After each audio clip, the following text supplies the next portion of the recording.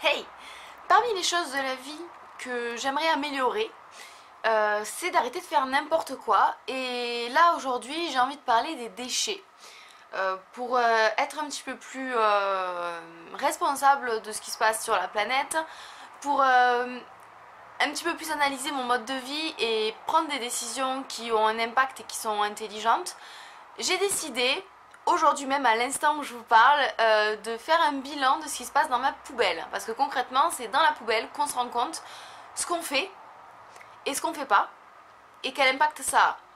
Parmi les choses que je déteste dans ma vie, c'est sortir les poubelles. J'ai décidé à partir d'aujourd'hui, à chaque fois que je vide mes poubelles, que je les sors, que je laisse de la place pour à nouveau jeter de nouvelles choses, je fasse un petit bilan de ce qu'il y a à l'intérieur. Donc ça va être en deux parties, il va y avoir la poubelle de la salle de bain et la poubelle, j'allais dire de la cuisine, mais non, c'est la poubelle de tout l'appartement. Et je vais faire ce petit bilan là à chaque fois que je sors mes poubelles pour voir déjà combien de fois par semaine ou par mois je sors mes poubelles de chez moi et et ce qu'il y a à l'intérieur en masse. Et une fois que j'aurai fait ce bilan là, je pourrai savoir ce que je compte améliorer ou pas, parce que s'il y a trop de choses jetées, je pourrai savoir ce que c'est, savoir si je peux le remplacer par des choses qui ne sont pas à jeter. Et comme ça, moi déjà me faire gagner en qualité de vie, parce que j'aurai moins de poubelles, donc moins de fois à sortir les poubelles de chez moi, et ça c'est plutôt cool.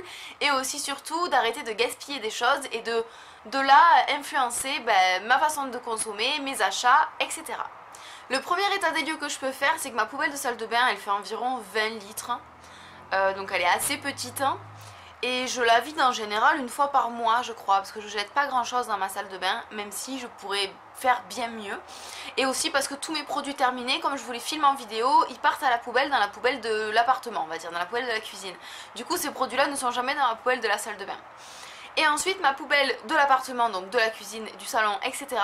Ça c'est une poubelle qui fait 50 ml et je trouve qu'elle est jamais totalement remplie. C'est-à-dire que le sac poubelle que je mets dedans, il est jamais totalement rempli. Donc peut-être que je jette 40 litres à chaque fois que je vide ma poubelle de la cuisine. Chose que je fais déjà, c'est-à-dire que les choses que j'ai déjà améliorées par rapport au fait de réduire mes déchets, c'est que je me suis acheté une poubelle à compost. Et donc ça, ce n'est pas vraiment du déchet, même si je dois l'évacuer de chez moi, dans la déchetterie la plus proche de chez moi. Et pour ma poubelle de la salle de bain, on va retrouver des cotons-tiges, des cotons normaux. Et on va retrouver certains emballages de produits. Des cheveux, beaucoup de cheveux. Je trie également tous les textiles. Dès que j'ai des vêtements qui vont plus, qui sont abîmés, qui sont troués, qui sont à mettre à la poubelle ou à donner, je les réserve dans un sac. Je vais les mettre en point relais pour le recyclage du textile ou pour le donner à des associations. Et des fois, vous savez, quand j'ai vraiment un achat à faire, ce qui arrive peu souvent ces temps-ci, je vais les mettre, vous savez, quand je vais chez H&M, ils ont des collecteurs, voilà. Donc c'est ou dans ces collecteurs là, ou dans les collecteurs relais pour les associations, ou dans le recyclage du textile. Je trie bien évidemment le papier, le carton, les boîtes de conserve, les boîtes en plastique, tout ce qui se trie dans les conteneurs en fait, ça je le trie aussi. Et je trie bien sûr les bocaux en verre. Donc je fais vraiment déjà plusieurs catégories on va dire, vu que je trie les aliments verts, donc le compost, le verre, le textile, le papier carton, boîte de conserve et tout ça, et le reste. Je trie également les piles usagées et les appareils électroménagers usagés dans des collecteurs destinés à cet effet. Là où je vois déjà des points d'amélioration pour moi, juste comme ça, j'aimerais arriver à diminuer, voire supprimer totalement le sopalin. J'utilise beaucoup de sopalin, en tout cas j'en utilise à chaque fois et j'ai pas l'habitude, j'ai plus le réflexe de prendre une feuille de sopalin que de prendre mon éponge par exemple, ou un tissu microfibre ou une chose comme ça, alors que j'ai des éponges, j'ai du tissu microfibre, mais j'utilise quand même du sopalin, c'est une sorte d'habitude. Je préfère utiliser ça, ce qui est pas du tout un bon réflexe, donc je vais essayer de changer ça d'ici peu. Autre chose que j'ai déjà changé mais pas à 100%, c'est les cotons bio. Alors moi j'appelle ça des cotons bio, mais c'est pas des cotons bio, ce sont des cotons en tissu, voilà. J'en ai 3 ou 4 et ils ont été fabriqués par ma grand-mère. En fait elle a simplement acheté le tissu, elle les a cousus pour faire des petits carrés. Je les utilise et quand ils sont sales je les mets à laver à la machine et au moins je n'utilise plus de coton en coton. Mais j'ai toujours les cotons en coton et quand je m'enlève le vernis à ongles j'utilise des cotons jetables pour le dissolvant parce que pense, j'ai l'impression que le vernis va jamais bien se nettoyer sur un coton en tissu.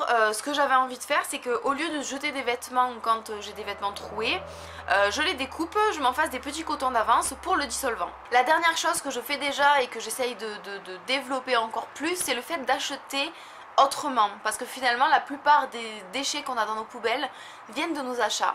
Et ce que j'essaye de faire, c'est d'acheter autrement, d'acheter en gros, d'acheter en vrac. Déjà tout ce qui est noix, amandes, etc. je les achète déjà au détail, donc je récupère des sacs en tissu ou des bouteilles en verre, des bocaux en verre, et je vais prendre ça dans un récipient que j'ai déjà et que je réutilise. Mais j'aimerais le faire pour d'autres choses, j'aimerais acheter le maximum de choses en gros, d'utiliser que des sacs qui soient réutilisables, de limiter au maximum le plastique. Autre chose que j'ai énormément réutilisé, et vous les voyez au-dessus de moi, ce sont toutes les boîtes de Glossybox que j'ai reçues depuis des années où j'étais abonnée chez Glossybox. Ça, c'est quelque chose que j'ai voulu recycler parce que déjà je les trouve extrêmement belles, elles sont très résistantes comme je vous l'ai dit, et j'ai beaucoup réutilisé les Glossybox chez moi, ça fera l'objet d'une vidéo à part. Pour vous donner un exemple de quelque chose que je réutilise, que je recycle et auquel j'avais jamais pensé avant alors que ça fait plus d'1 an que j'ai mon chat, c'est que par exemple, vous savez les sacs de croquettes, c'est quand même des gros sacs, moi je les achète par 3 kg ou 4 kg. Ben, une fois que les croquettes sont terminées, je garde ce sac plastique qui est plastique et des fois doublé en aluminium là pour vraiment garder la fraîcheur, donc c'est un truc super épais qui pollue de fou, enfin voilà. Je récupère ça, je le mets avec sa litière, et quand je nettoie sa litière, je me sers de ce sac là pour mettre la litière sale dedans. Et je me dis que ça fait finalement en double utilisation, ça m'évite ensuite d'avoir un sac poubelle en plus pour la litière du chat. Je crois que j'ai fait à peu près le tour de ce que je recycle et de mes prochains objectifs de recyclage. Je vous tiens au courant dans d'autres vidéos sur mon amélioration par rapport à ce sujet-là. J'espère que cette vidéo vous aura apporté peut-être des indices, des clés, des petites idées aussi pour améliorer vous aussi votre impact par rapport aux déchets. Si vous avez des solutions, des idées, de l'inspiration à me donner, n'hésitez pas à me le dire. J'espère que vous allez avoir des choses à m'apprendre à ce sujet, j'espère que vous aurez des conseils à me donner sur certaines thématiques où je n'aurais pas encore trouvé de solution, ou des idées encore pour recycler encore mieux et encore plus facilement. J'attends vos réponses dans les commentaires. N'hésitez pas à mettre un pouce en l'air sur cette vidéo si ça vous a plu, et moi je vous fais plein de bisous et à très vite. Bye bye.